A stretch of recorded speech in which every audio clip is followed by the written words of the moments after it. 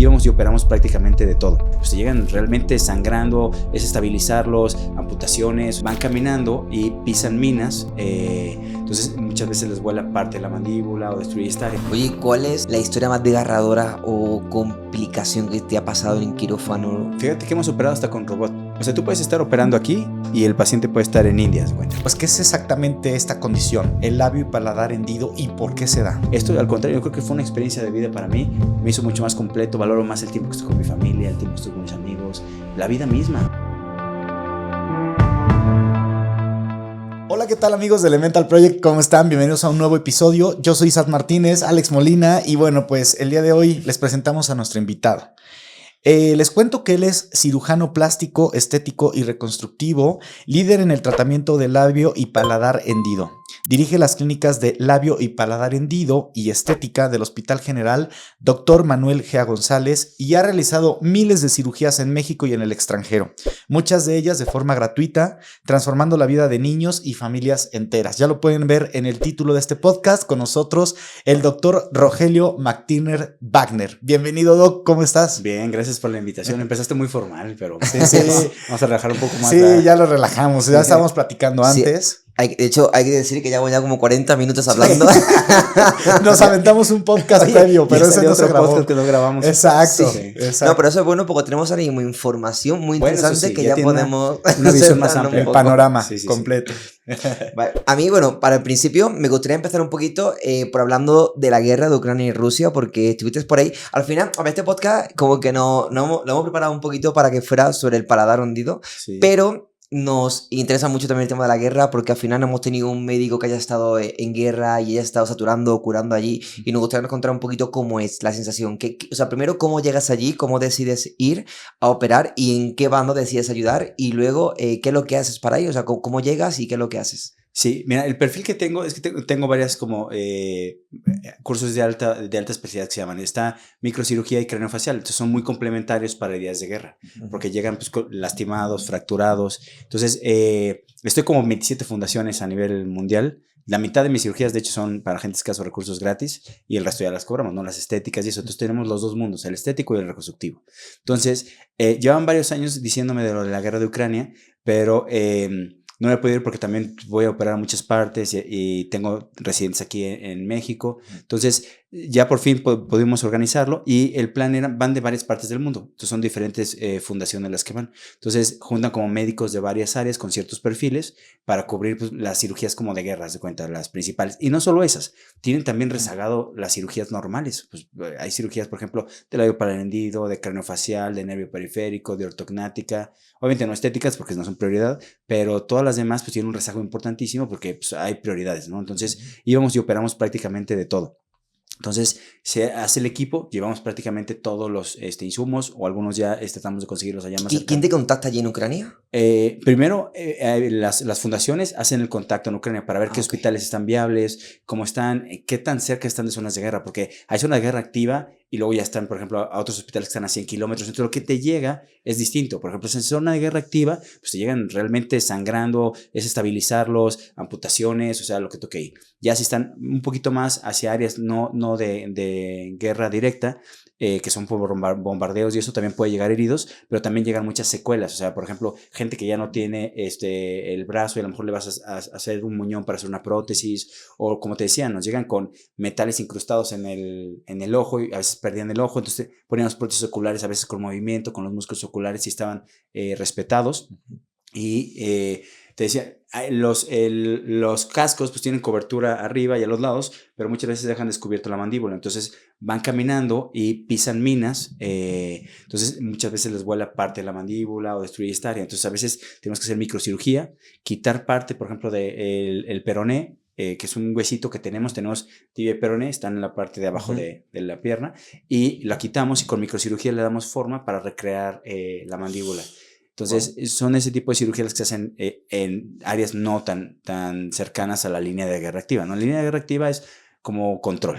Entonces, las fundaciones contactan a los hospitales, ya nos contactan a nosotros y armamos un equipo, planteamos la fecha. Muchas veces vamos adelantando a algunos pacientes que ya tengan ahí para ir planeando las cirugías. Hacemos varios Zooms para ver diagnósticos, tomografías, todo eso de allá, y ya planeamos las cirugías y también pues, las que lleguen en ese momento. ¿Qué tiempo vas? Por lo general te vas 15 días, 3 semanas. Ah, vale, no, yo pensaba que te ibas como 6 meses o así. Quisiera, pero el problema es que también hay que trabajar Claro. para mantenerte, ¿no? Entonces, puedes ir una temporada y regresas. Entonces, luego vuelves a ir y por lo general voy 15 días, 3 semanas, así. Entonces, no puedes volar directo porque te derriban el avión, ¿no? Entonces, llegas a alguno de los países que están alrededor. Por ejemplo, llegamos a Polonia nosotros y ya te pasa un convoy militar, te lleva a la ciudad que vas. Nosotros fuimos a Lviv y a Kiev, 2 equipos grandes, y ya programamos todas las cirugías. Haces como un triage, que es como la selección de prioridades, ¿no? Quirúrgicas.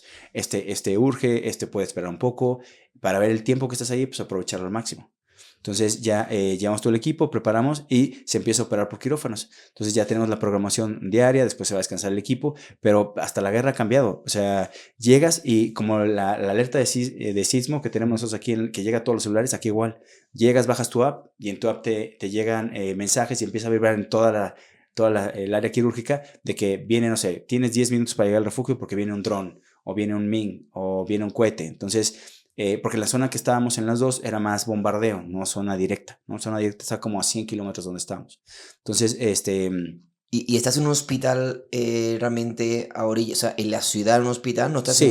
en un refugio escondido bajo tierra o un No, hospital ahí? No, hay de los dos. O sea, me refiero, de los dos no escondido, pero hay como hospitales que se adaptan para estar más cercanos a las áreas de guerra activa, porque si no, no alcanzan a llegar al hospital, ¿no? Se morirían muchos o perderían la pierna o el brazo. Entonces, se arman como hospitales como nada más para estabilizar y de ahí referir, ¿no? Okay. Porque algunos kilómetros, imagínate, lo lleva 100 kilómetros, pues, en lo que llega en la ambulancia eso Claro. se complica. Y ya, si se puede estabilizar, las cosas que como urgentes se estabilizan ahí y las demás se refieren a hospitales, ¿no? Entonces ya, por ejemplo, tiene un trauma craneofacial, entonces tenemos que volver a poner todas las fracturas donde van, ponemos materiales socientes que son como tornillitos, literal, como si estuvieras armando las piezas de un rompecabezas, igual lo hacemos. Entonces vas armando todas las lesiones, suturas las heridas, si tiene pérdida de algún lado, pues tratas de repararlo de la mejor forma, como decíamos, si tiene parte del ojo, pues tratas de repararlo, si perdió el ojo, le puedes poner una prótesis ocular, o sea, depende cómo estén las condiciones del paciente, qué es lo que va a hacer. Y es un equipo muy grande y completo, por ejemplo, va a cirugía plástica, va a otorrino, van oftalmos, van de todo, entonces hacemos un equipo muy completo, planeamos las cirugías y a veces en una misma cirugía hay 4 tipos diferentes de cirujanos, ¿no? Porque son diversas áreas, son áreas muy complejas que tenemos que intervenir todos al mismo tiempo. Es una experiencia de vida, la verdad. Sí. Sí. Sí, no, bueno, o sea, que lo veo súper interesante, pero Sí. yo también quería saber si tú, por ejemplo, solamente operabas gente de Ucrania, ¿no os tenían como rehenes de rusos y también estaban a lo mejor dañados y les curabas? Se opera todo el mundo, ¿sí me explico? No es de que si está muriendo alguien, pues le salvas la vida, ¿no? En las áreas como más cercanas a la guerra, ¿no? Y hay como diferentes prioridades, ¿no? Obviamente, pues tienen prioridad los nacionales de Ucrania, pero tratan también de salvar la vida y todo a los pues, rehenes que tienen, porque son de los dos bandos, ellos también tienen rehenes de ellos, ¿no? Entonces lo hacen intercambio de los rehenes y eso, y pues también por humanidad, ¿no? Los médicos somos neutrales, o sea, no tenemos ningún partido ni nada, nosotros vamos a mejorar las cosas, entonces nosotros atendemos a los dos bandos igual, o sea, no seleccionas de que es como, pues a veces también en el hospital, aquí mismo, nos llegan pacientes que son delincuentes, que están muriendo, o a veces nos llega uno que apuñaló al otro y tienes que salvar la vida a los dos, ¿sí me explico? Tanto el que apuñaló como a la víctima, ¿no? Entonces, no puedes, tú eres neutral, tú tienes que salvar la vida, porque para eso nos metimos a medicina, ¿no? Para ayudar, salvar las vidas y todo, o la función de algún área.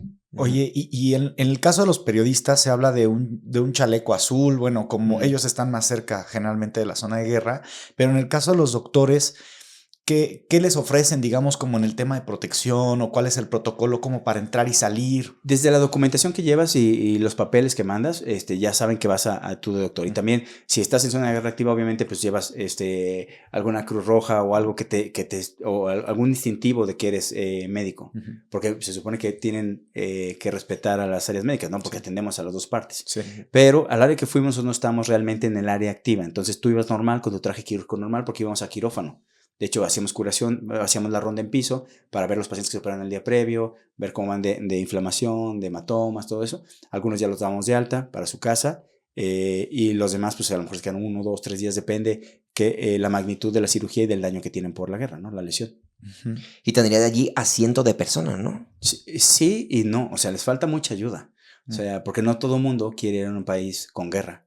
Pues es un riesgo para cualquiera. O sea, aunque se supone que respetan hospitales y eso, pues ha habido casos en los cuales se bombardea un hospital, lesionan. Entonces, no todo el mundo va, pero fíjate que hay mucha gente voluntaria. De hecho, hasta militares, ¿eh? Hay militares de muchas partes del mundo que se suman a un lado o al otro porque creen en lo que están haciendo, que no debería haber guerras. La verdad, yo estoy en contra totalmente, pero tú tienes que ir y hacer el equipo con las personas, porque van como de diferentes áreas del mundo a hacerlo. A veces, por ejemplo, hay asociaciones que son internacionales, entonces pueden ir gente, no sé, por decirte, de Holanda, de Egipto, de México, de Estados Unidos, y se arma un equipo completo. Entonces las enfermeras y todo. También hay gente local ahí.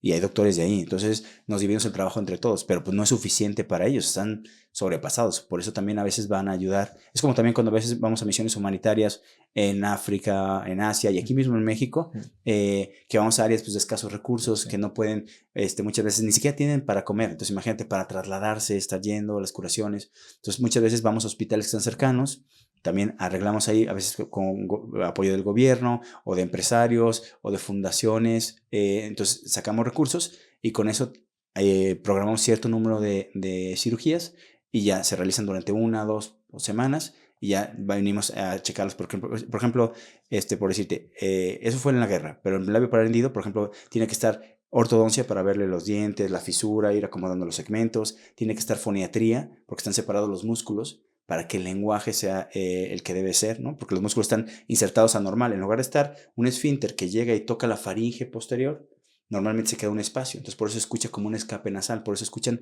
cuando no se operan a la edad que debe, se escucha como un poquito como escape nasal, se escucha muy sui generis. O sea, entonces, pero si llegan a edades tempranas, la verdad los resultados son muy buenos. Entonces, depende de lo que vayas a hacer. Si es reconstructiva en guerra, es totalmente distinto. Son ahí reconstruir todo y también sacar un poquito del rezago que tienen quirúrgico. Y si son otras áreas, pues ya depende de lo que lleguen, ¿no? Craneofacial, nervio periférico, mano, a veces están pegados los dedos, cosas así. Entonces, hay diferentes tipos de cirugías en las cuales podemos realizar. Depende de dónde vayamos a ir, es el equipo que llevamos y cómo lo planeamos. ¿Y hubo algún momento en el que sintieras miedo de que te pasara algo? ¿A algún extranjero que estuvo allí de médicos o doctores le pasó algo?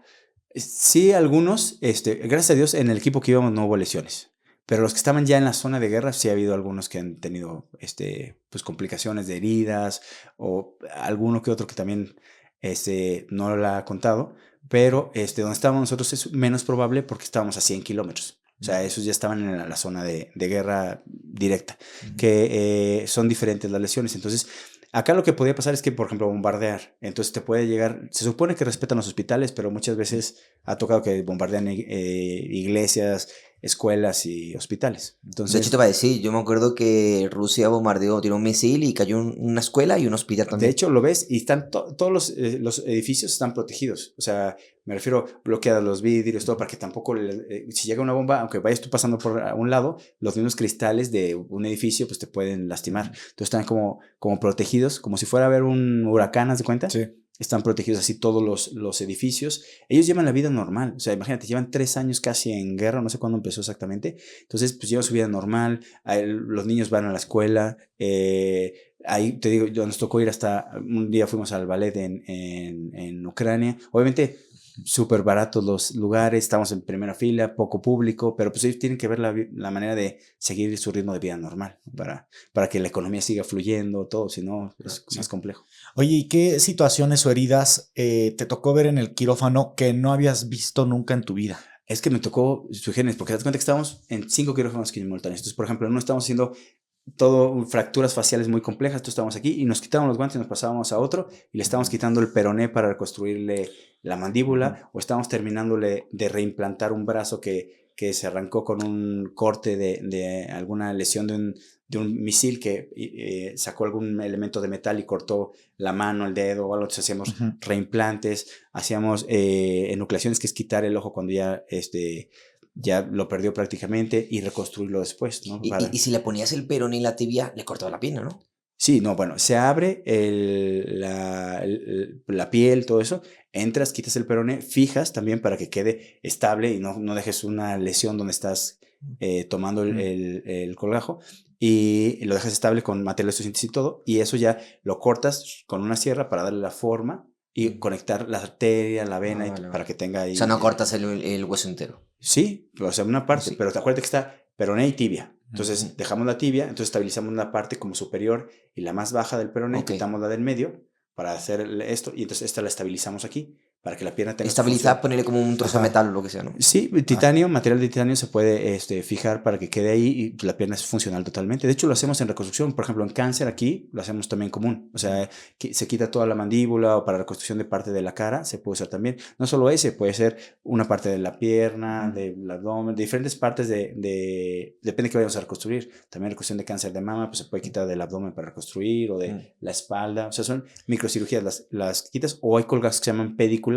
¿Qué es eso? Haz de cuenta, no cortas la arteria, ni la vena, ni el nervio que está en esa zona de tejido, entonces lo haces como pediculado. Tiene como un pedículo que se llama, que es como algún punto como de rotación o de movimiento, y en el cual lo llevas, este tejido lo llevas a otro lado cercano, entonces ya después cortas ya que se integró en la parte de tejido de acá.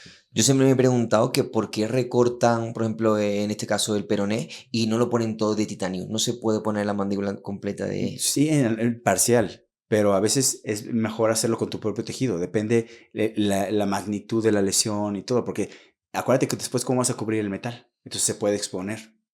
Se puedes dejar cubierto el metal, pero al estar haciendo presión sobre el tejido blando, pues puede llegar un momento que se exponga. Si es pequeño o no tienes otra opción, le pones un ángulo mandibular y la reconstrucción completa. Hay prótesis también. O sea, está avanzando mucho la tecnología. Entonces usamos material de titanio, prótesis. Hay ya prótesis que se hacen en 3D. Entonces tú puedes imprimir más o menos la forma que tenía de mandíbula con la tomografía y la tomas de guía y con eso la imprimes en 3D. Sí. ¿Cuánto puede durar una operación de este tipo? ¿Cuántas horas de reconstrucción, por ejemplo, de la mandíbula? Lo ideal de una cirugía es que dure lo menos posible, porque mientras más tiempo dure una cirugía, ya llega un momento en que es más riesgo para el paciente, más anestésico, más riesgo de que sean coagulitos, mil cosas. Lo vamos pasando con medicamentos. Entonces, el tiempo tratamos de que sea el menor tiempo posible. Si es algo que se va a llevar muchos días y se puede hacer en pausas, a veces hacemos... El mismo paciente se opera ahorita para hacer, por ejemplo, el primer tiempo quirúrgico del peroné y a determinado tiempo se hace el segundo tiempo. ¿Sí me explico? O pueden ser 3 o 4 cirugías. O si es una cirugía muy compleja de cara, podemos ir haciendo por partes. Entonces, una cirugía puede durar desde 15 minutos hasta cirugías que duran 6 horas, 10 horas. Cada vez tratamos de que duren lo menos posible para que se recupere más rápido el paciente. Oye, después de volver de la guerra y de ver todo lo que viste, que supongo que fueron cosas muy impactantes, Sí. ¿Puedes hacer tu vida normal o hay algo que te cueste y que tengas a lo mejor, no sé, recuerdos que te cueste sacar de la cabeza? ¿O cómo es tu vida ahora? Fíjate que te vas haciendo un poquito más frío en ese aspecto, pero también te valoras más las cosas. O sea, cosas que aquí ya damos por sentado, allá es un lujo. Entonces, no nos damos cuenta de todo lo que tenemos, nos estamos quejando, creemos que nuestros problemas de cada quien son los más grandes del mundo y estamos a punto de tirar la toalla y ves ese tipo de cosas y te hacen estar agradecido realmente. Entonces, sí son eventos fuertes, ves historias que dices están de película, la verdad, pero creo que hay que sacar, yo soy de la idea que siempre hay que sacar lo positivo, de las cosas buenas y de las malas, las dos te enseñan.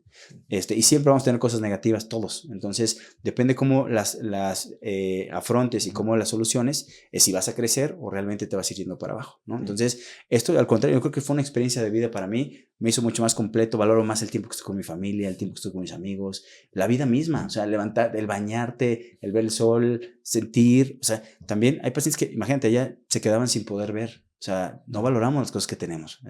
O, por ejemplo, les amputaban la nariz o pérdida del oído, ya no pueden escuchar por alguna bomba. O sea, son cosas que nosotros damos por sentado y realmente hasta que las pierdes es cuando le das el valor. O sea, yo te digo, te doy $1,000,000. Te lo doy mañana, pero te tengo que quitar la nariz. ¿Lo aceptarías? No, la verdad que no. No. O te quito los 2 ojos. Uy. Es más, un ojo te quito. No. ¿Verdad que no? No. Entonces, tú tienes ya $1,000,000 o más en tu cuerpo. ¿Sí me explico? O sea, no valoramos, somos ricos todos. Entonces, es lo que tenemos que ir realmente valorando. Y ese tipo de experiencias nos abren los ojos porque ves el sufrimiento de la gente, muchos huérfanos, muchas viudas, viudos. Lo que te decía ellos, la gente que va a la guerra no es a partir de los 18. Ellos están formando a su nueva generación y los mandan a los hombres, son los únicos que están obligados a ir a partir de los 27 años, para que ya tengan también... hay muchos estudios después de la guerra de Vietnam, todo eso, pues quedaban con muchos problemas psicológicos. Entonces, si vas un poquito más maduro, te hace ver otra perspectiva y un poquito más amplia la visión. Entonces, yo creo que lo puedes sobrellevar de una mejor manera, porque si los mandas desde los 18 años, pues muchas veces ni siquiera sabes qué quieres en la vida, no estás, porque en ese momento te sientes muy maduro y todo, pero cuando pasan los años y ves en retrospectiva, ves que cada vez estás con una visión más amplia, disfrutas más las cosas, porque antes vivimos muy deprisa y cada vez ahora es más común. Quieres todo de inmediato, somos muy ansiosos, lo ves en el tráfico, la gente pitando, no vas a avanzar, tranquilo, relájate, no vas a llegar antes por pitar y creas un ambiente nocivo. Y eso es en la vida en general. Entonces, por eso yo creo que está bien la opción que tienes de mandarlos más grandes porque son más maduros y es menos la posibilidad de que tengan un mal manejo de esas crisis que tenían, ¿no? Porque hay gente que acabó después de guerra drogadicta o suicidios o problemas emocionales importantísimos. Los problemas psicológicos están aumentando una barbaridad y en gente joven. O sea, no te hablo de gente ya mucho más grande. Gentes jóvenes, cada vez hay más problemas emocionales. Y eso es por toda la bola de nieve que estamos haciendo, que todo lo queremos rápido, todo lo queremos de inmediato, y te causa mucha insatisfacción. Tenemos menos tolerancia a la frustración. O sea, los niños también se tienen que aprender a manejar la frustración, porque si no, van a estar inconformes toda su vida y van a estar insatisfechos. Entonces yo creo que tenemos que empezar a manejar y vivir lo más plenos posible. Pleno no me refiero a que te es millonario y todo, sino estar agradecido con lo que tienes y vivir un día a la vez. Sí, eso es curioso porque es verdad que estamos en una sociedad donde la gente va más a terapia que nunca y hay más gente más de la cabeza, o sea, más gente que no sabe realmente controlar sus impulsos emocionales que antes. Claro, lo estábamos platicando. Estábamos hablando un poquito de las Blue Zones antes, que hablamos de mil cosas, pero Sí. una de ellas fue de las zonas azules que hay en el mundo, que fueron áreas que vieron que había mucha gente como congregada que vivía más de 100 años. Cada vez vamos a ver más gente que vive más de 100 años porque la esperanza de vida va creciendo. Entonces los estudiaron las áreas y empezaron a ver su dieta, qué tanto ejercicio hacían, o sea, qué características hacían que la gente ahí viviera más tiempo.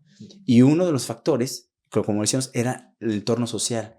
Su familia, qué tan grande era, qué tanto la veían, los amigos, todo. Ahorita ve esto, con la tecnología estamos más comunicados, pero más alejados a la vez. Entonces nos volvemos más solitarios, cada vez tienes menos amigos. Antes los grupos de amigos eran de 15, de 20, ibas a jugar foot, base, ajedrez que practicabas, tú te ibas a obras de teatro, sí. O sea, me refiero, y ahí tenías grupo de amigos ahí, en la escuela, o sea, era ahorita te fijas, los grupos de amigos son de 3, 4, 2, entonces cada vez estamos perdiendo eso, y muchas veces hasta la familia, dejamos de verla, y si cuentas las veces que vas a ver a tu familia en tu vida, si lo ves una vez al año, multiplícale. ¿Por cuánto vas a vivir y cuántas veces las vas a ver? O sea, a lo mejor te quedan 10 veces ver a tu mamá. Si lo piensas así es duro. No es duro, así es. Lo que pasa es que al final siempre creemos que, por ejemplo, en mi caso, lo que es como un sacrificio para dentro de poco poder verla más y darle lo mejor posible, ¿no? Ese enfoque es el que tienes que tener. Y además, si ya estás haciendo ese enfoque, disfruta pleno, no vayas y te pelees. O sea, estás ahí, aunque te caiga un comentario que hizo tu hermana, tu mamá, todo, disfrútala. Así es, no la vas a cambiar ni la vas a educar a esa edad.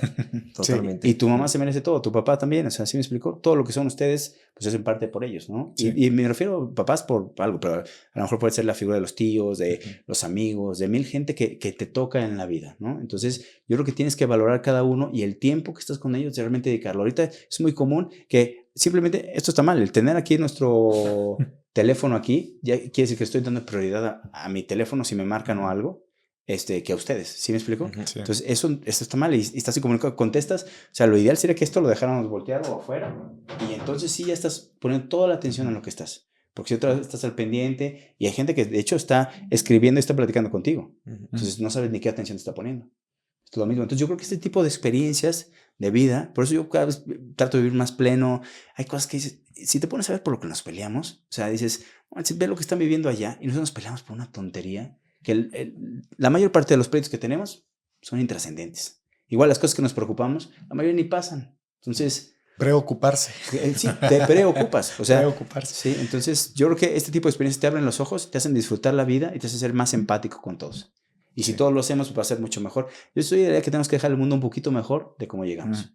Y cada quien en su área lo puede hacer. No solo los médicos, cualquiera. O sea, ustedes pueden aportar desde este tipo de podcast para que realmente sea un mensaje e inspires a la gente. Ustedes no saben cuánta gente los escucha. Entonces, ustedes no saben cuánta gente están tocando o le están salvando la vida en algún momento. Porque trajeron un invitado que tocó un punto álgido, o sea, me refiero a algo muy, muy tangible en una situación que está viviendo esa persona y a lo mejor le cambian la vida, a lo mejor es lo que necesitaba para darle la vuelta a una situación o para mejorar de una depresión que trae. Son mil cosas. Entonces yo creo que todos tenemos que aportar ese tipo de filosofía en la vida. Totalmente de acuerdo.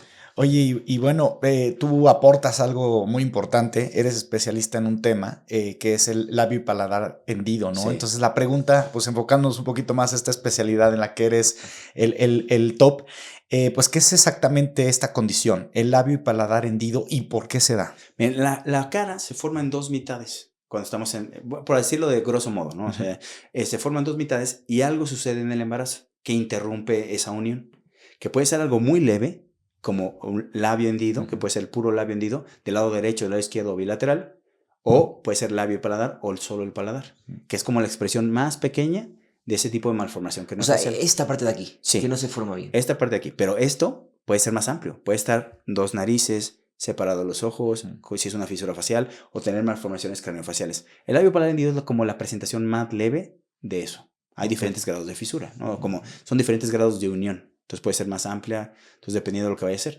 Entonces eso se detecta desde el embarazo. Ahorita ya con los ultrasonidos hay transvaginales y abdominales, cada vez son mejores. Entonces te da una idea de si viene con labio paladar hendido o no, porque también desde ahí empieza el tratamiento.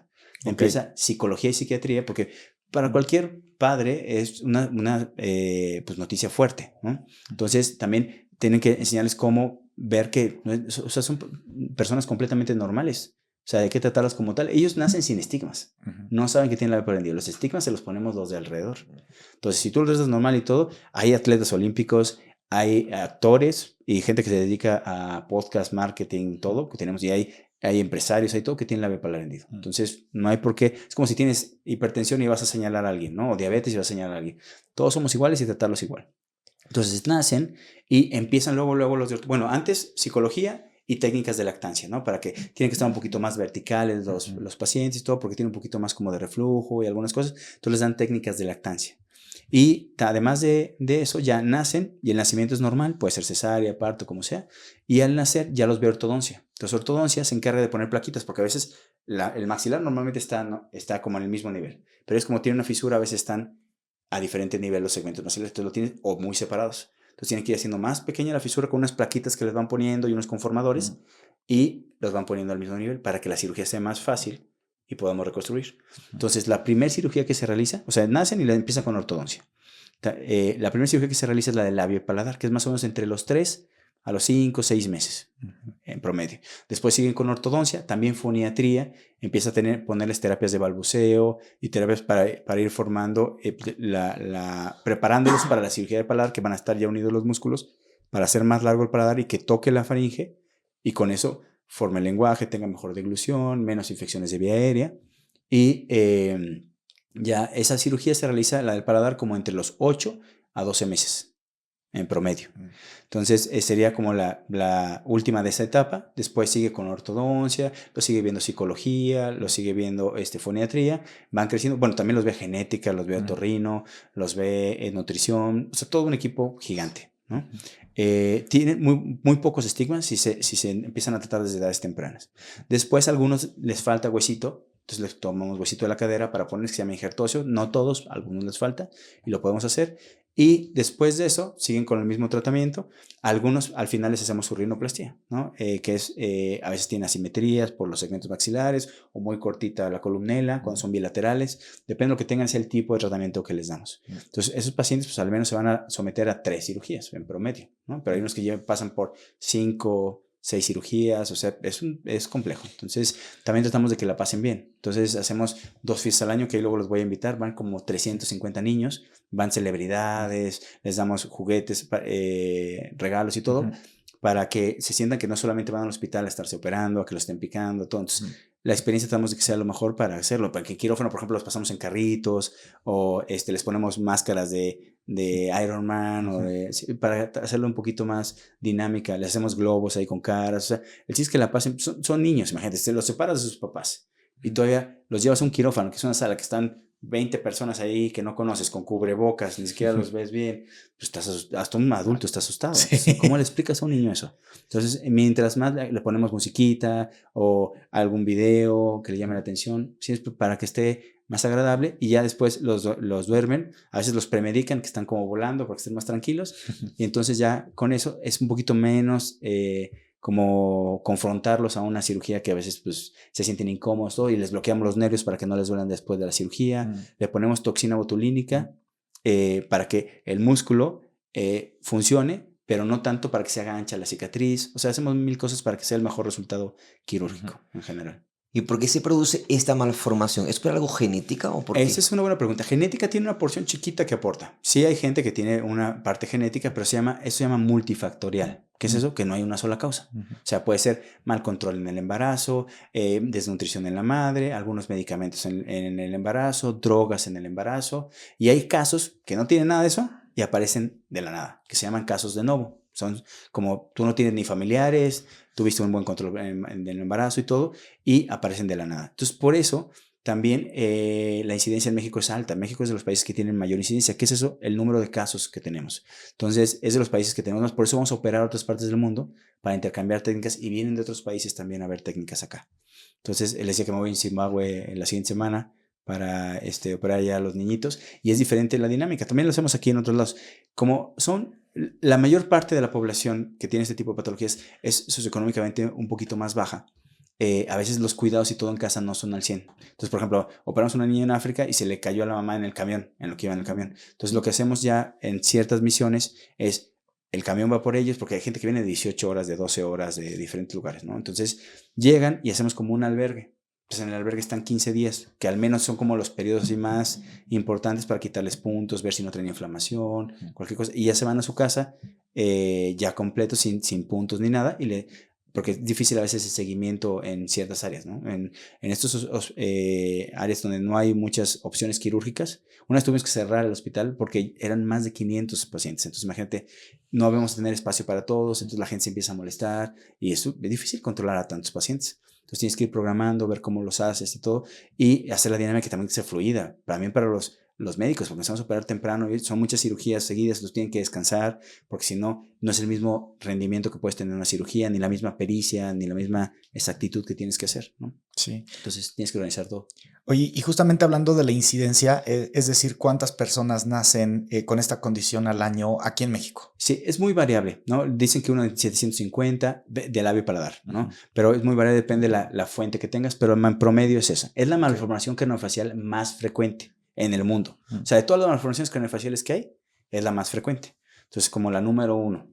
Y también es lo que yo creo que tiene mejor resultado, ¿no? Porque una malformación craneofacial ya más grande, pues implica más cirugías, es mucho más complejo. Entonces, y no se imaginan el impacto en la vida de ese niño, en su familia nuclear, en su familia extensa y en toda la gente que está alrededor. Entonces te digo, esos niños nos dejan más a nosotros que lo que nosotros le podemos aportar a ellos. Totalmente. Sí.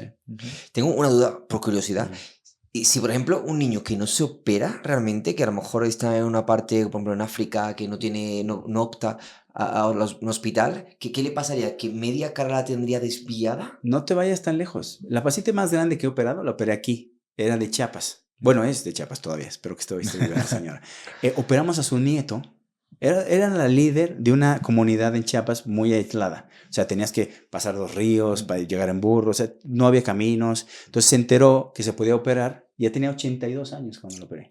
Wow. Entonces se animó a operarse porque aparte era como la líder de la comunidad. Entonces imagínate, vivió toda su vida con el labio paladar hendido. Entonces tiene una fisura en la cual está abierto. Las narinas estaban un poquito asimétricas. Ella era unilateral, de un solo lado. Entonces tenía abierto el paladar y vivió toda su vida así. Y aún así era la líder, se había casado, todo, ¿no? Entonces no hay pretextos. Pero obviamente la calidad y el desarrollo en todas las esferas en un ser humano, pues mientras más completo estés, pues mejor va a ser, ¿no? Sí, totalmente. Entonces pueden sobrevivir sin operarse. Sí van a tener una malformación pues, muy evidente. Ahí luego si quieren les paso imágenes para que el público tenga una idea también del tipo de fisuras y todo eso, cómo se pueden ir arreglando. Y las fisuras del labio paladar hendido es la versión más leve.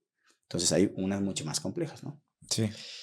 Oye, ¿y hay alguna forma para poder evitar que ocurra esta malformación? Esa es buena. Qué buena pregunta. Claro, Sí. ¿hay algún alimento que a lo mejor diga, bueno, si tomas más omega 3 durante embarazo, puedes prevenir esto? El único factor como protector que puede como ayudar un poquito a bajar los efectos del tubo neural, que se llama, es el ácido fólico. Lo tienes que tomar mientras estás tratando de embarazarte. No solamente las mujeres, tienen que tomar los hombres y las mujeres. Y es una vitamina, no te va a pasar nada. Tampoco quiere decir que con eso ya no va a pasar, pero disminuye las posibilidades de que pase. Y obviamente, pues tener un buen control prenatal, una buena dieta, dormir bien, no consumir medicamentos que no debes, preguntarle a tu ginecólogo para llevar un buen control en el embarazo, hacerte los ultrasonidos, comer bien, estar en una buena dieta, no fumar, obviamente, no drogas, no todo ese tipo de cosas. Entonces disminuyes con eso las posibilidades. También la edad de los padres también influye un poquito en el riesgo, ¿no? Mientras más grandes sean los padres, pues hay un poquito más de riesgo para algunas patologías. Sí. Oye, y hablando de, bueno, pues del tema justo de la alimentación y el cómo influye en el habla, ¿cuál es el proceso que tiene que llevar, ¿no? un niño para que no influya en el habla y cómo se trata esta parte? Empieza prácticamente desde los primeros meses, porque empiezan con unas terapias de balbuceo. Desde que empiezan a balbucear los bebés, los mandamos a foniatría, ¿sí? Hay médicos foniatras y hay foniatras, ¿no? Que son como las que ponen la terapia y hacen un diagnóstico con una camarita de que estén más grandes para ver cómo cierra el esfínter y dependiendo de eso vemos si está suficiente o está insuficiente y cómo van, porque a veces queda, a pesar de la cirugía, queda un poquito insuficiente, no llega a tocar, entonces la formación del lenguaje no es al 100. Entonces tenemos que hacer un procedimiento acá arriba para que alcance a cerrar bien. Entonces, ellos llevan... O sea, es como esta parte de aquí atrás. Aquí. Sí, haz de cuenta. La faringe posterior es aquí atrás. La faringe es toda esta parte de aquí, es como un tubo, haz de cuenta, ¿no? Entonces, está el tubo así y aquí está el paladar. Entonces, esa es la parte de atrás del tubo. Entonces, el paladar está aquí. Está la lengua, el paladar está arriba. Hay una parte que es hueso, que es esta de aquí. Esta, o sea, si te tocas, esta delante es hueso. Atrás donde está la úvula, es la parte blanda del paladar. Entonces tiene parte dura y parte blanda. Pueden estar abiertas las dos o puede estar abierta solo la parte blanda o puede estar cerrado todo y que se vea como translúcido porque lo único que no está unido es el músculo. Entonces se llama paladar hendido submucoso. Entonces los tres pueden tener alteraciones en el lenguaje. Entonces esta es la parte de atrás del cuello, ¿no? Y este es el paladar. Entonces lo que hace el paladar, nosotros al deglutir, al hablar, todo eso, se mueve un poquito para tocar la faringe posterior, ¿no? Entonces, está así el paladar, llega y toca. Si se queda un poquito antes y no llega, hay escape de aire, todo esto, ¿no? O si tiene una fístula acá en paladar duro, una fístula es una comunicación, ¿no? Que tenga un hoyo.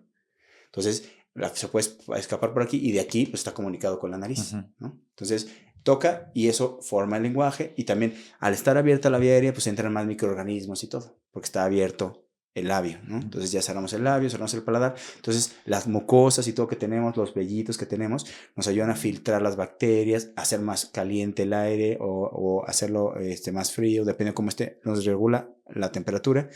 Y también es un filtro, entonces tenemos menos infecciones respiratorias, la deglución es mejor, o sea, todo mejora en general. Oye, ¿cómo avanza la tecnología en este aspecto para poder ayudar a estas personas que sufren del paladar hendido? Fíjate que hemos operado hasta con robot. ¿Has escuchado de que se puede operar a distancia con robot? Nada más que es muy costoso y el tiempo-beneficio... ¿A distancia con un robot? Sí, sí. O sea, tú puedes estar operando aquí y el paciente puede estar en India, ¿se cuenta? O puede estar en China. Entonces tú estás así, obviamente hay personal allá también, no creas que está solo el robot, llega ahí. Digo que un fallo, o sea, No, hay lag, lo que sea. Tiene que ver ahí completo. Se puede operar, pero es más costoso y no en todos los lugares tenemos acceso, porque son muchos pacientes. Entonces son cirugías muy pequeñas que se pueden realizar aún sin robot, pero vamos a operar con robot. Tenemos protocolos que hemos hecho y estudios en robot. Y también hay ciertos aparatos que son como si fuera un microscopio, porque también la postura al operar, como el paladar, haz cuenta que el niño o el paciente está acostado enfrente de ti. Entonces tú operas, si te asomas para ver la boca está así. Entonces tienes que ver y el paladar está aquí. Si está muy ojibal, así tienes que hacer un poquito para abajo de la mesa para alcanzarlo a ver, pero tu posición no es ergonómica. Entonces luego tienes problemas a nivel cervical y todos los cirujanos ya cuando operan mucho tiempo. También cuando hacemos narices, todo ese tipo de cosas, la postura no es la ideal. Entonces hay desde lentes bifocales que puedes operar así. Entonces tú estás viendo hacia adelante y tienen unos espejos que ves, o hay también unos como microscopios en los cuales tú tienes cerrados los ojos y se va viendo lo que estás operando. Entonces estás operando así. Y puedes estar pasando, por ejemplo, eso nos ayuda mucho en la docencia, porque los residentes, para ver en la boca, pues es un espacio así, entonces ven un poquito, ¿no? Entonces van aprendiendo los que están al lado y los demás pues se pierden un poquito. En cambio, con ese tipo de microscopios o robots, lo puedes pasar en pantallas, entonces todo el mundo está viendo lo que tú estás viendo. Entonces es mucho más fácil para la docencia. Sí, lo puedo hacer. Oye, hablando de procedimientos, ¿cuál ha sido el procedimiento más complejo que has realizado en este tema? Cirugías craneofaciales. Cirugías craneofaciales son mucho más complejas, más riesgosas, tienen que pasar a terapia. Hay malformaciones muy complejas de craneofacial. Por decirte algo, hay algunas que tenemos que cortar, piel, cuero cabelludo, bajamos la cara como película de terror, Uy. con una sierra cortamos el hueso, lo acomodamos como debe ser y ya sea que le pongamos placas y tornillos de titanio o con alambre o dependiendo de lo que vayamos a hacer, es como se hace. O sea, pero porque tiene una parte más adelante que otra. Puede estar, por ejemplo, tenemos, no sé si han visto los bebés, tenemos 2 espacios aquí porque no está unido el cráneo al 100. La mollera famosa. Exacto, hay dos, una anterior y una posterior, ¿no? Ok. Entonces, esas, si se cierran antes de tiempo, el cráneo va a crecer asimétrico. Puede cerrarse solo de un lado, entonces crece más de un lado y del otro se queda, o al contrario, la parte posterior o la parte anterior. Entonces, dependiendo de la malformación, es que hacemos. O, por ejemplo, hay gente que la cara la podemos dividir en tercios verticales o verticales o horizontales, depende de cómo sea, y por ejemplo, hay gente que el crecimiento del tercio medio facial lo tiene. Entonces, en lugar de ver una convexidad facial, si me ves de lado, se ve una concavidad facial. Entonces, tenemos que cortar con una sierra esta parte para llevarla hacia adelante. No sé si han visto que hay gente que muerde así. O sea, normalmente los dientes de arriba tienen que estar un poquito por adelante de los de abajo. Entonces, si está así, pues va a tener pérdidas dentarias antes, no degluye bien. Entonces, ¿qué hacemos? Cortamos esto, lo preparan con ortodoncia, le ponen una plaquita y queda así. Entonces, ya va a tener buena oclusión. O al revés, la mandíbula la tienen hacia atrás, entonces está así su mordida. Entonces, tenemos que hacer esto para adelante para que llegue así. Entonces, hay muchas cirugías, depende cómo son. Sí. También de microcirugía hay cirugías súper complejas, reimplantes de mano, de dedos, de diferentes áreas. ¿Y qué riesgo conlleva una cirugía de este calibre? Mientras más compleja sea la cirugía y más horas estés en quirófano, pues, es mucho mayor el riesgo. Por ejemplo, si estás cortando cráneo, sangra más, está cerca del cerebro, o sea, están las meninges abajo, que es la capita que cubre al cerebro. Entonces, prácticamente estás quitando el hueso completo. El hueso tiene como partes, ¿sabes? Una parte dura, luego una parte más blandita aquí en medio que se llama esponjosa y luego ya otra. Dependiendo si es cráneo, pues tabla externa, tabla interna, y si es otras áreas del cuerpo, pues tiene las corticales y hueso esponjoso, que es el que tomamos, por ejemplo, a veces de la cresta ilíaca para poner cuando les falta en el labio y paladar hendido. Entonces, si son ese tipo de cirugías, pues obviamente es mucho mayor el riesgo, tienen que pasar a terapias, a veces se les pone catéter antes, hay que estudiar bien el caso, hacer modelos en 3D para ver cómo está el cráneo o cómo está el maxilar superior, el maxilar inferior y cómo lo queremos poner. Entonces se hace como una discusión entre varias áreas médicas, ortodoncia, todas, y ya dependiendo de eso ya decidimos qué vamos a hacer en la cirugía. Por ejemplo, ellos nos van a decir, por ejemplo, del maxilar, necesito que lo avances 8 milímetros y que lo desciendas 2, para que quede exactamente donde debe ser la oclusión. Entonces cortamos y ahí medimos 8 y 2 para que quede donde sea. Entonces ahí fijamos las plaquitas. Sí. Ahora, sabemos que nos has contado que hay muchos especialistas, ¿no? Que están involucrados, bueno, en el tratamiento integral y también al momento de hacer una operación. Pero ¿por qué este tipo de operaciones llegan a costar muchísimo dinero, hasta cerca de 2 millones de pesos o más? Esa es buena pregunta. O sea, porque la gente a veces no se acerca porque cree que es muy costoso. Sí, hay cirugías que sí son muy costosas, pero hay muchas fundaciones, apoyo de gobierno, a veces apoyo de empresarios, clubs de empresarios que nos ayudan. Entonces podemos a gran parte de la población ayudarles en fundaciones. Entonces, no vale la pena que con este tipo de medios esa información llevarla a diferentes lugares para que se acerquen los pacientes y no lleguen a etapas muy altas, porque es como cualquier cosa. El cáncer, si vas en etapas tempranas, es mejor el resultado y el pronóstico. Este tipo de patologías, mientras más temprano es mejor el pronóstico. No es lo mismo que te llegue un señor ya como la señora esta que tenía ya 82 años, a que te llegue un niñito, es más, desde el embarazo es lo ideal, como decíamos, ¿no? Para atender a los papás, darles técnicas, que estén más tranquilos, que vayan llevando todo esto. Y estos niños tienen un extra, traen magia, o sea, los papás lo ven después, o sea, son pura energía y pura bondad lo que te van a dar. ¿Y cómo logran estas asociaciones, por ejemplo, Smile Train? ¿Esa es tuya? No. Estás ahí una, ¿no? Smile Train es una fundación que es gigante, es de las fundaciones de labio parandido más grandes del mundo. Ok. Hay varias como esa. Hay en Asia, hay en México, hay diferentes partes del mundo. Hay Smile Train, Operation Smile, Smile Asia, Smile Africa. Hay muchas. Entonces, ellos tienen cada quien sus redes, todo. Entonces, los pacientes pueden contactarse aquí por ese tipo. Entonces, tienen en diferentes áreas. Aquí en México tenemos muy buenos equipos para operar. Tratamos de hacerlo por áreas, porque México también es grande. Entonces, a veces no tienen los pacientes la facilidad de llegar. Pero, por ejemplo, pueden hablar al consultorio, si ustedes quieren dar los números, o hablar al Gea González, que también estoy ahí de adscrito, y ahí los orientamos o vemos para meterlos ahí y para poderles atender, ¿no? Y no solamente el labio parandido, lo que te decía, nervio periférico. Hay gente que nace sin nervio facial, entonces no tiene expresión. Entonces, tenemos que quitarle músculo para cuando muerda, sonría, entonces ya puede interactuar contigo, o parálisis facial. Hay muchas cosas que se pueden hacer en ese momento, o reconstrucciones de cáncer, ya sea en diferentes partes del cuerpo, o mamario, que es muy común.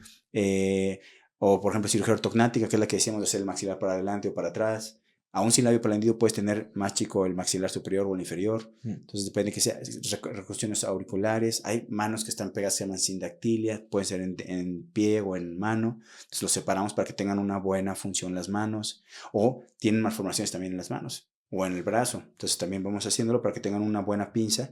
Hay pinza fina y pinza gruesa para poder agarrar objetos y llevarlo todo, porque te digo, nosotros damos por hecho que ya lo tenemos, pero hay mucha gente que no lo tiene. Claro. Entonces, todo ese tipo de cosas los podemos orientar ahí para la clínica que es y se puedan atender. ¿Y cómo lo hacen estas asociaciones para costear todo ese costo de una cirugía? Hacen, recaudan, hacen como eventos de caridad y bailes o carreras o no sé, conciertos que son como pro bono o a beneficio, o también pueden donar directamente a las personas y con eso acumulan pues, económicamente para poder financiar proyectos permanentes, que es lo ideal, o sea que en cada área hay un continuo, porque ahí tienes todo el equipo completo, lo vas checando y todo, y cuando son áreas muy, muy, muy lejanas o complejas, pues a veces hacen misiones que van cierto número de casos a algún hospital de ahí bien establecido y arman un equipo para que a futuro, pues ese equipo le dé seguimiento, quite puntos, va viendo todo lo demás, ¿no? Oye, desde el lado gubernamental, ¿qué tantos apoyos hay en México? ¿Sí hay como algún tipo de pues mira, fondo? El gobierno tiene, en muchos de los hospitales tiene programas en cada una de las áreas. Entonces, desde ahí pueden acudir. Entonces, por ejemplo, G. González es de salubridad, que digo, ahorita ya están unificando todas las áreas de seguro, ISSSTE, IMSS. Pero el ISSSTE tiene, el IMSS tiene y el seguro también tiene. Entonces, puede ser ahí. Y también hay otros hospitales de extranjeros que tienen hospitales aquí que también aportan, hay hospitales privados también que tienen programas. Entonces, yo digo, más bien es acercarse, pedir la información y de ahí ya los vamos orientando hacia donde tienen que ir. Sí. Entonces, si quieren, podemos dar los teléfonos. O Sí, algo. sí, sin problema. Claro, de una vez. Lo pongo en la descripción o también si quieres darlo. Bueno, lo damos y también lo ponemos en la descripción. Sí. El teléfono del consultorio es 55 31 67 48. Y el del G. González es 55 4000 3000, extensión cirugía plástica. Y ya con eso los van orientando para tomarlo. Va, perfecto. Oye, hablando también de la cirugía, que como has dicho antes que viajabas mucho a otros países, ¿cómo es operar en otros países? O sea, ¿sí cambia mucho la cosa? Son experiencias de vida también. Por ejemplo, el año pasado, este año fui a Vietnam a operar y es la primera vez que opero en chanclas. O sea, tenían chanclas así como estériles para todos. Entonces, todo el mundo tenía que entrar en chanclas. Entonces, operé en chanclas, que para mí fue algo, pues, no muy común. Entonces, operas en chanclas. Por ejemplo, en algunos lugares asiáticos mezclan tipo de terapias. Por ejemplo, hay terapias que para disminuir el dolor en la cirugía hacen acupuntura. Y ese tipo de cosas. Y te sirve mucho viajar porque pues ves las mejores medidas de protección en otras áreas o ves cómo anestesia lleva la dinámica. Entonces te vuelves más seguro, acabas haciendo mejores protocolos y tú también les llevas mejores opciones, ¿no? Bloqueamos los nervios para que no le duelan a los niños. O sea, hay varias opciones que se pueden tomar. Y como quirúrgico, pues imagínate, vas y hay 10 cirujanos top de diferentes partes del mundo, ahí te ves cómo da el punto, aquel diseco distinto, entonces tú te vas volviendo mucho más completo. Entonces tus herramientas quirúrgicas son mejores, vas a tener mejor resultado con tus pacientes y también van a ser estéticos y funcionales. Sí, porque pensamos que la parte de Occidente, que la hacemos todo perfecta, que no tenemos nada que aprender ya, pero luego cuando vas a China hacen cosas tan diferentes. No solo China, en cualquier parte del mundo. mundo. Bueno, claro, o sea, me refiero a Asia, perdón, sí. Que dices, wow, o sea, bueno, otra parte. Y claro. No solo Asia, tú aprendes de todos lados. En África aprendes, en Europa aprendes, en Estados Unidos aprendes, en Sudamérica aprendes, en México aprendes y aprendes de todos, hasta el de intendencia. ¿Cómo limpió eso? Tú no has visto que lo limpiaban de esa manera y con eso va a tener menos infecciones tu paciente. Entonces tú tienes que estar abierto para ir viendo todo y aprender. Yo ando, cuando voy a las misiones, ando de un quirófano a otro, me lavo con otro doctor, pero yo, sí me explico porque te vas volviendo mucho más completo y ves los protocolos de seguridad. Si usamos colchón térmico, si usamos neuromonitorización, sensor de sangrado, hay mil cosas que podemos hacer con los pacientes para disminuir los riesgos. Entonces eso nos ayuda mucho. Sí, oye, y en este tema, ¿qué país has visto que está como más avanzado? Digo, de todos los países se aprende, pero ¿qué país es el que dices, wow? Es que depende la mayor parte de estos cirugías de reconstrucción son en países pues, en desarrollo o no desarrollados. ¿Me explico? O sea, son, por ejemplo, muchos en África, en Sudamérica. Entonces, En Asia también tienen de los dos. En Asia, por ejemplo, he ido a operar a hospitales que están espectaculares y hospitales que están muy, muy mal. Igual en África. Bueno, en África la mayoría están en un término medio, pero hay hospitales que dices, oye, está bastante bien para estar en África. Y hay otros que se nos ha ido de la luz en algunos, el agua. En uno estaba con vitrales y yo estaba un chango viendo cómo operábamos ahí, como diciendo, yo hubiera acabado la cirugía, ¿no? Antes que tú. Entonces, hay muchas cosas que son experiencias de vida también, dependiendo de dónde operes, pero México, la verdad, tiene muy buena calidad de médicos, de enfermeras, de todas las áreas médicas están muy bien. Y no, yo creo que no solo en áreas médicas, la verdad, México tiene muchas áreas muy buenas que podemos presumir en diferentes partes del mundo. Sí. Oye, quisiera ahondar antes un poquito en el tema de la cirugía estética y reconstructiva. ¿Cuál es como la principal diferencia y de qué forma se complementan? Eso es muy buena pregunta, porque realmente yo creo que el cirujano plástico es cirujano plástico, estético y reconstructivo. Entonces te da una visión completa para tus pacientes. Eso te da muchas ventajas, porque si eres buen reconstructivo, eres mejor en estética. Y si eres bueno en estética, eres mejor en reconstructiva. Porque imagínate, yo le voy a reconstruir, no sé, el labio y paladar, ¿sí? Pero yo hago mucha estética facial. Entonces voy a mezclar los dos mundos, ¿no? Le estoy haciendo un lifting facial a una señora o a un señor y le estoy haciendo una retiectomía o le estoy haciendo una bléfaro. Entonces todos esos conceptos los puedo mezclar y tener un mejor resultado en reconstructiva. O al revés, tengo un paciente súper complejo por antienvejecimiento que quiero operar, entonces ya sé cómo está el músculo, cómo lo puedo rotar, qué puedo hacer para que el resultado sea mucho mejor en estética. Entonces yo creo que eso nos da un parámetro muy grande. Igual, a cualquiera le puede pasar una complicación, ¿no? Hay pacientes que fuman o no siguen indicaciones, o a veces de la nada, ¿no? Nadie es... puede asegurarte que no va a pasar nada, ¿no? Es como ir caminando en la calle. Ir caminando en la calle tiene más riesgo que volar por avión. ¿Sí saben eso, no? Sí. Pero, y hay miles o millones de vuelos al día. Y con uno que se caiga en cualquier parte del mundo, tú te enteras. Entonces, lo mismo pasa acá. La cirugía estética, bien establecida, es raro que pase algo malo. Pero con una que pase algo malo, como es una cirugía estética, pues todo se empieza a hacer ruido. Y también hay gente que opera que pues a veces no tiene la formación completa. Entonces no tiene los años de preparación. Hablábamos antes del camino tan largo que tiene que subir un médico para ser cirujano plástico. Sí. ¿no? 7 años de medicina o 6, depende de lo que hagan, y de 2 a 4 años de cirugía general, que te da también para hernias, ver diferentes áreas, tener una visión más amplia. Después 4 años de cirugía plástica. Y luego lo que les decía, hacemos como se llaman fellows o adiestramientos de 1 año, en los cuales son cursos de alta especialidad que puede ser en estética o en reconstructiva. Entonces vas complementando y cada vez se siente más completo. Sí. Oye, ¿puedes contarnos la historia de algún paciente que te haya marcado de por vida? Todos. O sea, cada paciente te deja algo distinto. ¿Sí me explico? Y, por ejemplo, los pacientes de reconstructiva, pues, la mayoría son pura bondad. O sea, pura bondad. Y te puedo poner un ejemplo. Cuando hacemos las fiestas de los niños, son niños que no tienen ni para comer. Les llevamos juguetes y cuando le demos a un niño, pensaba que no iba a alcanzar el otro niño que venía atrás de él. Le dio su juguete cuando nunca había tenido un juguete él. Entonces, para que veas cómo son de desprendidos, poco materialistas y todo. Entonces, nos enseñan mucho ellos.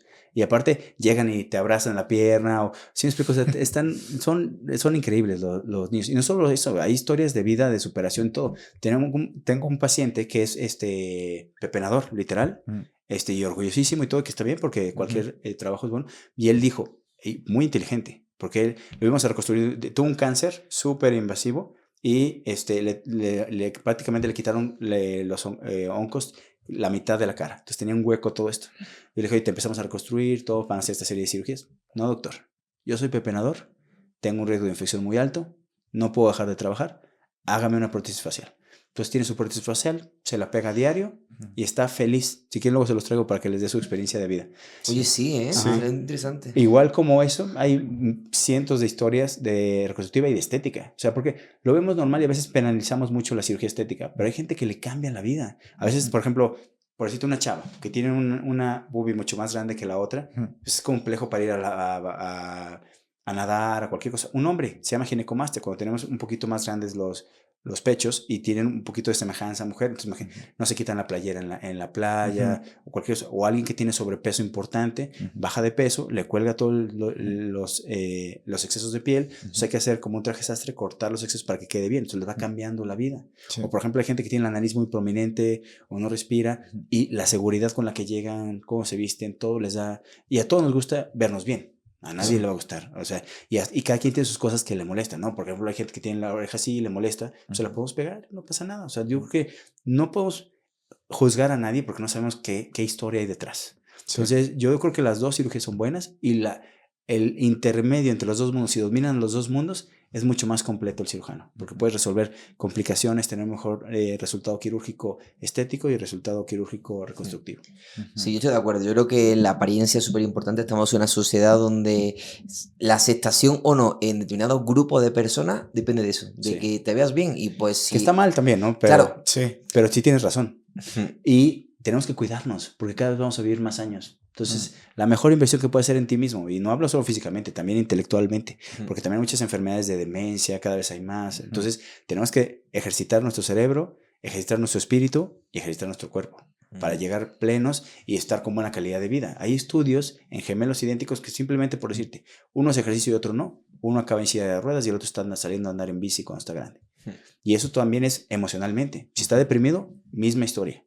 Un hermano que esté deprimido contra otro que no, el desarrollo, todo, cómo va a estar, mucho más pleno. Lo que comentábamos de las zonas azules. Sí, yo se lo he visto también mucho aquí en México porque yo trabajaba antes con una fábrica que estaba en el Estado de México y claro, había gente de 70 años que iba en bici a trabajar y pues, bueno, o sea, me refiero a que se les veía sano realmente y haciendo mucho deporte con 70 años o incluso con 80 algunos. Y tú vas a España y tienen toda una vida tan sedentaria que con 80 años están ya que casi no pueden ni caminar. Y no solo sedentaria, sino que también cada vez comemos más de mal calidad, no es balanceada nuestra dieta, dormimos menos, el estrés te acaba. Esta ciudad, o sea, yo no soy buen ejemplo porque ahorita también vengo todo desvelado, es lo que les decía, pero tenemos que cuidar, no hay nada mejor que dormir bien, comer bien y hacer ejercicio. Y obviamente lo que decíamos, relaciones sociales realmente plenas, ¿no? Para que tengas una familia grande, fomentes el visitarla, tus amigos también son súper importantes y cada vez vamos perdiendo más esos lazos. Antes las amistades eran súper, súper fuertes. Ahorita con cualquier cosa se rompen, los grupos de amigos y familia cada vez son más pequeños y el motivo de los pleitos, la mayoría son cosas sin importancia.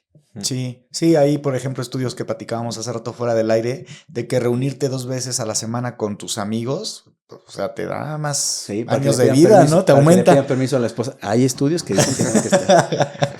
Aquí dice, ¿verdad? Sí. ChatGPT está hablando. Aquí está. No soy yo, lo hago por lo dice la ciencia. Pues estamos llegando casi al final de este podcast. Sí. Alex, no sé si tengas como alguna otra duda. Sí, a mí me gustaría, porque Andrés estabas contando un poquito y creo que es un tema interesante de cómo es la vida en un hospital. ¿Cómo es la vida dentro? Fíjate que lo que pasa es que lo que ven en las series mucho se asemeja a lo que vives. O sea, es un ambiente estresante que también tienes que relajar. Vives prácticamente en el hospital. Cuando estás en formación, es más tu familia o la frecuentas más todo el personal del hospital que lo que estás en tu casa. Y por ejemplo, en países en vías de desarrollo como México y eso, tenemos también jornadas muy extenuantes cuando estás de residente o cuando estás de estudiante. Y a veces no alcanzas a comer bien o no duermes bien, bajas de peso, te ves más ojeroso, todo. Pero eso yo creo que también va formando tu carácter, lo fortalece y hace que estés más pleno, porque también no es fácil el médico. Tiene que dar a veces la peor parte. O sea, tú ves las peores cosas de la vida y las más increíbles que hay. O sea, como un parto. O sea, una paciente, te enamoras de ese momento, es como místico. Está desnuda o semidesnuda la paciente. Hay al menos, ¿qué te gusta? Unas 4 o 5 personas en la habitación. ¿Sí? Tiene uno de los dolores más fuertes que hay en la vida. Porque normalmente es el tamaño de la cabeza de un alfiler por donde sale el bebé y tiene que abrirse al menos para que salga el área que debe salir, unos 10 centímetros. Imagínate mover los huesos, cuánto debe doler. Y en cuanto nace su bebé y lo ve y lo escucha, haz de cuenta que está solo el bebé y la mamá, todo lo demás separa el mundo. Así como esas películas que separa y están nada más interactuando los dos protagonistas, así es, mágico. Y también está el otro lado de la moneda, ¿no? Un niño que estuviste quemado, que estuviste cuidando toda la noche, lo hidrataste, le tomaste muestras, a veces no duermes o estás al lado de él para escuchar la alarma cuando está mal y que fallece en la mañana, ¿cómo le dices a los papás? Sí. O sea, imagínate, te sientes destrozado y te va quitando también vitalidad. También por los médicos también necesitamos terapia y todo eso, porque tienes que saber cómo digerir esos momentos. Ningún médico va a querer hacerle mal a un paciente, pero ningún médico tampoco es Dios. ¿Sí me explico? O sea, todos somos humanos, puedes tener algún error, o hay pacientes que tienen complicaciones que tú no esperabas, ¿no? O porque hizo algo que no debía hacer, o simplemente porque fue una complicación. Entonces, también eso es difícil de digerir, porque tú nunca vas a querer hacerle un mal a un paciente, pero hay situaciones en las cuales se puede complicar un paciente, o todo iba bien, ya se iba a ir de alta y se pone mal antes de irse. O sea, son situaciones que vives, y aparte vives cosas chuscas, cosas que solamente vives ahí. Es un ambiente, yo creo que eso va a meritar otro podcast solamente de historias de esas. Hay historias desgarradoras, hay historias realmente que te ponen la piel chinita, hay historias súper cómicas que no podrías como darte ni siquiera la magnitud de situaciones que vives, y solo viviéndolas internamente. Por eso es tan atractivo todos esos programas, porque te hace un poquito ver el mundo adentro de la situación de los hospitales, que es una interacción pues, sui generis, muy distinto a muchas áreas. Sí, hace rato hablábamos, ¿no? De Doctor House, que es serie que nos gusta en común, pero aparte en Doctor House abordan muchos temas como de ética también, ¿no? Claro, de decisiones. Es bien difícil los doctores, y también es eso, o sea, hay doctores de todas las personalidades. Hay gente que dice las cosas muy sutil y va llevando al paciente. El doctor te lo dice directo, ¿sí? A ver, ya se murió tu paciente. ¿Por qué? Pues no siguió la indicación, no tomó las píldoras. ¿Sí me explico? Entonces también hay que tener un lado humanista y ponerte en los zapatos del paciente para saber cómo transmitir las malas noticias, cómo transmitir las buenas, o sea, tener un equilibrio. Y eso, el médico también es mucho estrés, el cirujano. Estaba leyendo un libro en el cual dice que no hay persona más sola en el mundo que un cirujano al cual se complicó el paciente. Porque se le llega a complicar a un paciente y todo el mundo se hace a un lado, ¿sí me explico? Y todo el mundo señala al cirujano, con a lo mejor no saben que está dejando la vida, su estrés, sus coronarias porque su paciente esté bien. Y todo el mundo lo señala o mil cosas, ¿no? Y a veces sin siquiera tener él que ver, ¿no? Porque el cirujano es el que coordina todo el equipo. Entonces, si la enfermera cometió un error o anestesia o algo, pues al final el capitán es el capitán. Entonces, te puede hacer mella en todo eso, ¿no? Y se va acumulando todo ese tipo de experiencias, ¿no? Sí. O también enfermería es vital. O sea, imagínate, una enfermera hace las cosas desde las más bonitas hasta las más complejas. O sea, limpiar a un paciente que tiene imposibilidades, cambiar el pañal, llevarlos, canalizarlos, estar ahí, simplemente escuchar a un paciente. O sea, a veces la mente es tan poderosa que simplemente escuchando a un paciente puede ser diferente el pronóstico y si se cura o no, que no. Entonces, hay pacientes que van a la consulta y ni siquiera van a operarse. Yo ya sé, pero se sienten como relajadas, entonces las escuchas, les das un momento, ¿sí? Y nosotros tenemos que desarrollar mucho el leer su postura corporal. Ya me está diciendo mucho, porque ya luego como de manera, como cuando manejas un coche, ¿no? Al principio saco el clutch, freno, todo, lo haces mecánico, y después ni eso estás pensando. Y ahorita de que analicé cómo se está su postura cada uno, me dice mucho. Si me explico, si estás adelante, cómo tienes, o sea, la percepción que tienes en cuanto a la plática, la visión. O sea, son mil cosas que me dicen. Entonces, tú cuando llega un paciente, tienes que tener eso, ¿no? Ver si está como controvertida, si viene así como muy cubierta o con su gorro puesto, o no te ve a los ojos, que muchos, ¿sí me explico? Y tú ves el cambio, le operas y ya llega, te ve a los ojos, se maquilló, la ves distinta, o sea, te da gusto eso. Entonces tienes que analizar al paciente para ver qué quiere, porque a lo mejor es una paciente súper conservadora y tú le dices una cirugía pues, súper exuberante, pues no va a estar contenta. Entonces tienes que ver lo que el paciente esté feliz, no lo que tú estés feliz. Y ya dependiendo de eso, pues vas viendo qué es la mejor opción para cada paciente. Sí. Oye, ¿cuál es, hablando antes de historias que has comentado, la historia más desgarradora o complicación que te ha pasado en quirófano? O sea, alguna historia que tengas ahí. Es que el problema es que eso se vive todos los días. O sea, hay momentos que los segundos cuentan. O sea, por ejemplo, tú estás haciendo una cirugía craneofacial, te llega a sangrar un vaso importante, el niño se puede morir en segundos. Entonces tú tienes que estar coordinando el equipo que cada quien haga, o pacientes quemados que llegan con superficies corporales grandes, o no sé, por decirte, pacientes complejos. Tú tienes que dar el RCP, estar listo para todo. Entonces, también nosotros tenemos lo que te decía, tenemos cursos cada 5 años para ver si y exámenes para ver si estamos aptos para seguir teniendo en nuestras manos la función y la vida de nuestros pacientes.